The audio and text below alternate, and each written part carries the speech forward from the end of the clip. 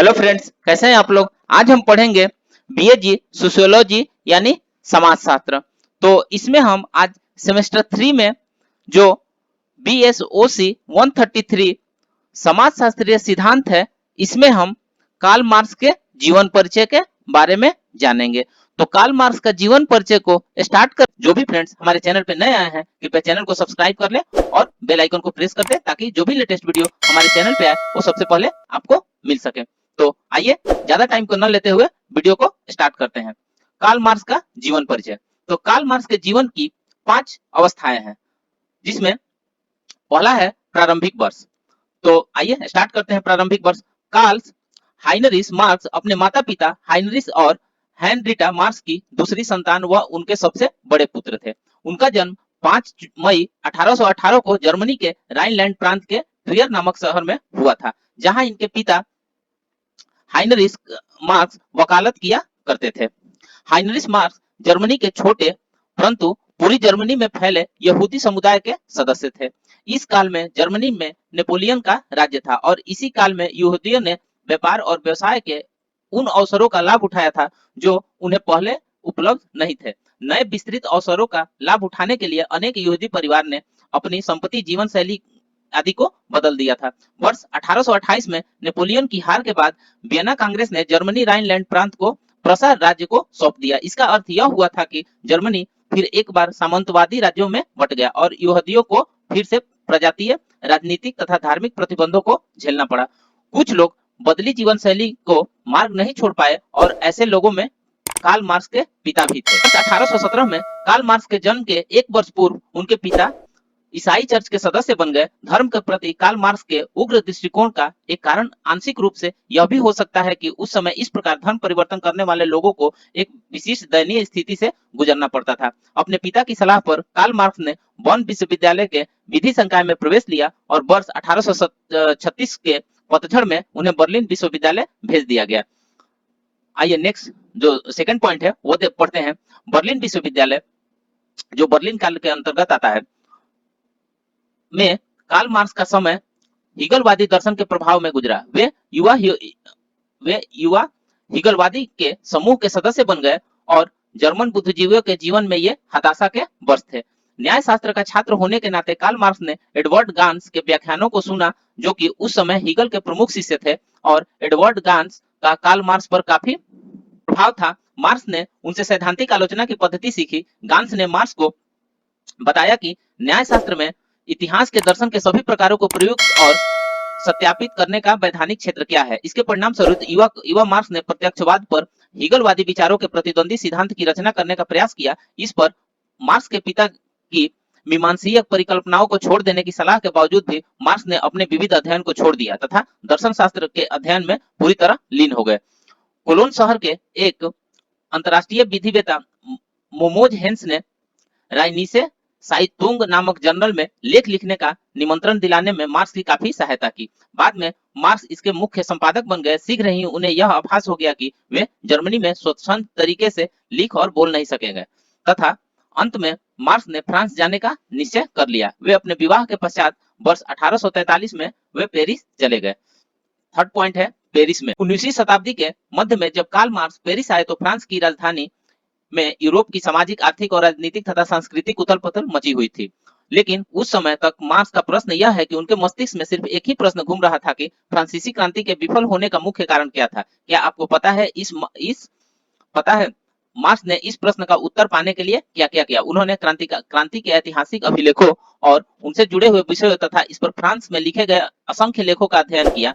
कि क्या आपको विश्वास होगा कि इस वर्षीय कठोर परिश्रमी युवक ने इस भीमकाय क्षेत्र को मात्र 1 वर्ष में ही पूरा कर लिया। वे दिन रात अध्ययन में लीन रहते थे, ठीक उसी प्रकार जिस प्रकार उन्होंने तब पढ़ाई की थी जब उन्होंने युवा हीगलवादियों के समूह को अपनाया था और वे हीगलवाद के बारे में सब कुछ जानना चाहते थे। फ्रांस और इंग्लैंड के अर्थशास्त्रियों के कार्यों के अध्ययन के बाद मार्क्स को हीगलवाद से जुड़े हुए अनेक मुद्दों पर काफी स्पष्टता हो गई। उन्होंने फ्रांस तथा जर्मनी की सामाजिक आर्थिक दशाओं की तुलना प्रारंभ की। यद्यपि मार्क्स अपनी फ्रांसीसी समाजवादी लेखकों तथा अंग्रेजी अर्थशास्त्रियों से प्रभावित थे, लेकिन वे इनकी विद्वता के आलोचक भी कम नहीं था। मार्क्स के अनुसार इन विद्वानों ने इतिहास का मर्म नहीं समझा था। मार्क्स के विचार से इनकी विद्वता में गंभीरता तथा सत्यनिष्ठा का अभाव था। लेकिन यह देखना बेहद दिलचस्प होगा कि एक तथ्य कार्ल मार्क्स जहां हीगलवाद के कट्टर आलोचक थे, वहीं दूसरी तरफ मानव समाज की संरचना के बारे में उन्होंने हीगल के विचारों को ही स्वीकार किया। दूसरे शब्दों में हीगल की भांति मानव इतिहास की प्रक्रिया के विभिन्न तत्वों के बीच औपचारिक संबंधों में मार्क्स की भी आस्था थी, परंतु इन तत्वों के बारे में उनकी समझ हीगल से हटकर फ्रांसीसी चिंतक सेंट सिमो तथा उनके अनुयायियों के विचारों के अध्ययन पर टिकी थी। इस प्रकार हीगल की आलोचना करने से मार्क्स को एक नए दृष्टिकोण और एक नई कार्य का आधार मिल गया। यह वे समय था जब मार्क्स साम्यवाद में रुचि लेने लगे थे। इसी समय उसकी मुलाकात फ्रेडरिक एंजल्स नामक क्रांतिकारी से हुई। ये एक जर्मन क्रांतिकारी थे तथा एक कपड़ा मिल मालिक के पुत्र थे। मार्क्स द्वारा प्रकाशित आर्थिक जर्नल में लेख संदर्भ में इन लोगों की मुलाकात वर्ष 1844 की पतझड़ ऋतु में हुई और इनके बीच दोस्ती हो गई, जो लंबे समय तक कायम रही। अपने लेखन में उन्होंने एंजल्स की मित्रता का बड़ा लाभ मिला। एंजल्स में अन्य विचारकों के बौद्धिक कार्यों की महत्ता को पहचानने, विश्लेषित करने तथा उनकी प्रयोग अनुप्राज्यता को समझने की अद्भुत क्षमता थी। न केवल यही, अपितु एंजल्स ने मार्क्स को सुरक्षा का भाव भी प्रदान किया, जिनकी मार्क्स को काफी जरूरत थी। यहाँ तक भी कहा जाता है कि इसके बदले मार्क्स ने अपने मित्र को वे स्नेह दिया जो केवल अपनी पत्नी व बच्चों को ही दिया करते थे। पेरिस में मार्क्स का संक्षिप्त परंतु अत्यधिक सर्जनात्मक काल वर्ष 1845 के प्रारंभ में उस समय समाप्त हो गया जब उन्हें पेरिस से निष्कासित कर दिया गया। समाजवादी पत्रिका फोयरवार्ड्स में प्रसा के शासी राजा के खिलाफ टिप्पणी छपी थी और प्रसा के शासकों ने इन गतिविधियों से जुड़े उस समय के संपूर्ण समूह को निष्कासन की मांग की थी, जिसमें कार्ल मार्क्स भी एक थे। अपनी पत्नी और 1 वर्षीय बेटी के साथ वे पेरिस छोड़ ब्रसल्स चले गए, जहां उनका एक मित्र एंजल भी आ गया। जहां जर्मन कम्युनिस्ट कामगार संगठनों के संपर्क में मार्क्स ने इन कामगारों का एक अंतर्राष्ट्रीय संगठन की स्थापना का निश्चय किया। इस संगठन की शाखा विभिन्न नगरों में थी। यह उस काल की शुरुआत थी जब विचारक मार्क्स क्रांति के विचार दृष्टा बन गए। नेक्स्ट देखते हैं क्रांतिकारी मार्क्स। कामगारों के एक परिसंघ कम्युनिस्ट लीग के लिए कार्य करते हुए कार्ल मार्क्स एक क्रांतिकारी दल के संगठनकर्ता तथा नेता बन गए। वर्ष 1847 में कम्युनिस्ट लीग की लंदन शाखा ने मार्क्स को पार्टी के उद्देश्य व लक्ष्यों को स्पष्ट करने वाले एक दस्तावेज को तैयार करने का जिम्मा सौंपा। कार्ल मार्क्स ने इस विचार रूपी पेशकश का स्वागत किया तथा वर्ष 1848 के आरंभ में इसे सृजित किया। इस दस्तावेज का प्रकाशन वर्ष 1848 में पेरिस क्रांति के कुछ सप्ताह पूर्व ही हुआ था। इसे the manifesto of the communist party कहा गया। कम्युनिस्ट पार्टी के उक्त घोषणा पत्र के लेखन के फलस्वरूप कार्ल मार्क्स एवं उनके परिवार को बेल्जियम तथा उनकी राज्य सीमा से निष्कासित कर दिया गया।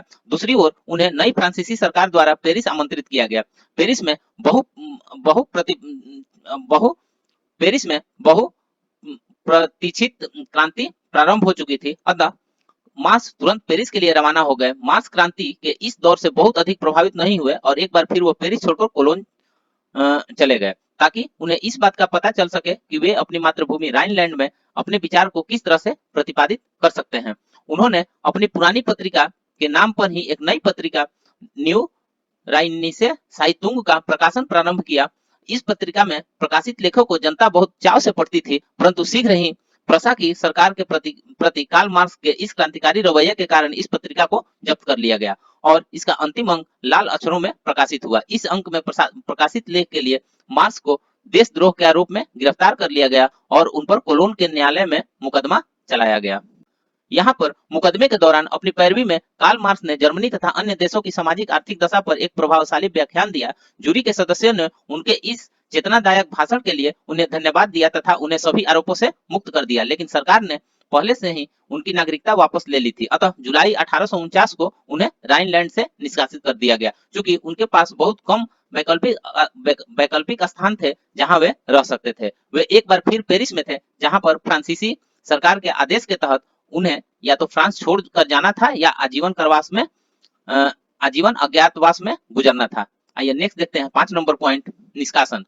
कार्ल मार्क्स ने मित्रों के सहयोग से एकत्रित धन से इंग्लैंड का टिकट खरीदा तथा अगस्त 1849 में वे लंदन आ गए। 1 माह के पश्चात उनका परिवार भी लंदन आ गया। नवंबर में एंजल्स भी लंदन पहुंच गए। क्या आपको पता है कि मार्क्स इंग्लैंड में कुछ सप्ताह रहने गए थे, परंतु उनका अगला सारा जीवन फिर यही गुजरा, क्योंकि उन दिनों यूरोप के घटनाक्रम से इंग्लैंड अधिक प्रभावित नहीं था, इसलिए कार्ल मार्क्स के लिए यह संभव हो सका कि वे वहां पर बिना किसी समस्या के रह सके। परंतु इसके फलस्वरूप उन्होंने बौद्धिक तथा राजनीतिक गतिविधियों से दूर अलग थलग होकर जीवन यापन करना पड़ा। अपने परिवार और घनिष्ठ मित्रों के साथ उन्होंने वहां अपेक्षाकृत निष्क्रियता तथा भौतिक निर्धनता की स्थिति में जीवन यापन किया, लेकिन इस निष्क्रिय जीवन की बाध्यता ने उन्हें एक चिंतक के रूप में विकसित होने में सहायता अवश्य की। वर्ष 1864 में जब वर्कर्स इंटरनेशनल की स्थापना लंदन में हुई तो जर्मन कारीगरों के प्रतिनिधि के रूप में मार्क्स ने इसकी कार्यकारी समिति में हिस्सा लिया। वस्तुतः मार्क्स ने इस संगठन को संभाला तथा इसका उद्घाटन भाषण भी दिया, जिसमें उन्होंने वर्ष 1848 से 1864 तक कामगार वर्ग का सामाजिक व आर्थिक सर्वेक्षण प्रस्तुत किया। इस संगठन की वृद्धि बहुत तेजी से हुई और मार्क्स ने इस गतिविधियों को लंदन से संचालित किया। मार्क्स जब इस गतिविधि में व्यस्त थे तो उन्होंने अपनी महान कृति दास कैपिटल के प्रथम खंड को वर्ष 1867 में प्रकाशित किया। इस कृति के दूसरे और तीसरे खंड को मार्क्स की मृत्यु के बाद एंजल्स ने संपादित किया। दास कैपिटल ने एक खलबली मचा दी थी और अति शीघ्र इसका फ्रांसीसी, अंग्रेजी, रूसी और इतालवी भाषाओं में अनुवाद हुआ। आज तो इसका अनुवाद बहुत सी भारतीय भाषाओं में भी उपलब्ध है।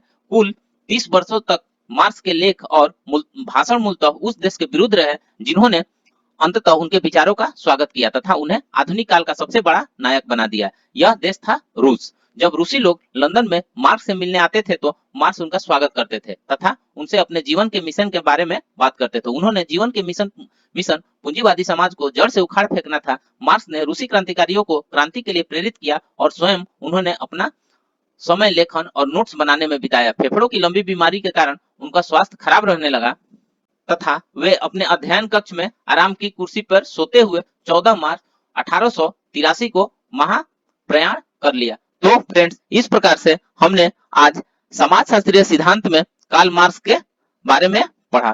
तो फिर मिलते हैं नेक्स्ट वीडियो में। तब तक से हमारे चैनल पे बने रहिए और अपना ख्याल रखिए। धन्यवाद।